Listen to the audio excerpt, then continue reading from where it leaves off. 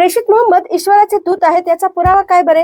तर पहिला पुरावा म्हणजे एक कवडीही न घेता जनप्रबोधनासाठी त्यांनी खर्ची घातलेले पूर्ण आयुष्य.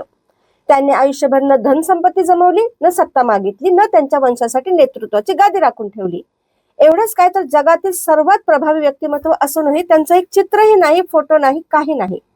दुसरा पुरावा म्हणजे जेव्हा एखादी व्यक्ती आपल्याला काही शिकवण देते तेव्हा प्रथम आपण त्याचे चारित्र्य तपासून पाहतो. आणि प्रेषितांचे चरित्र उच्च कोटीचं होतं. हे मी नाही म्हणत, तर त्यावेळेचे मक्कावासी जे त्यांचे शत्रू होते ते म्हणतात. कारण बाहेर कुठे जायचं असेल तर ते त्यांचं सोनं नाणं धन वगैरे त्यांच्याकडे ठेवून जायचे, प्रेषित महमूदांकडे. आणि त्यांची हीच कृती त्यांच्या इमानदारीची ग्वाही देते. मक्कावासी त्यांना आमीन व सादिक म्हणायचे. आमीन म्हणजे अमानतदार आणि सादिक म्हणजे सच्चा. त्यांच्या प्रेषितत्वाचा तिसरा पुरावा म्हणजे ते साधे मेंढपाळ होते. त्यांना लिहिता वाचता येत नव्हते.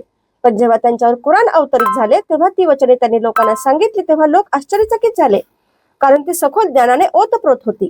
मग लिहिता वाचता न येणारी एक साधारण व्यक्ती इतके प्रगल्भ ज्ञान कसे बरे देऊ शकतो?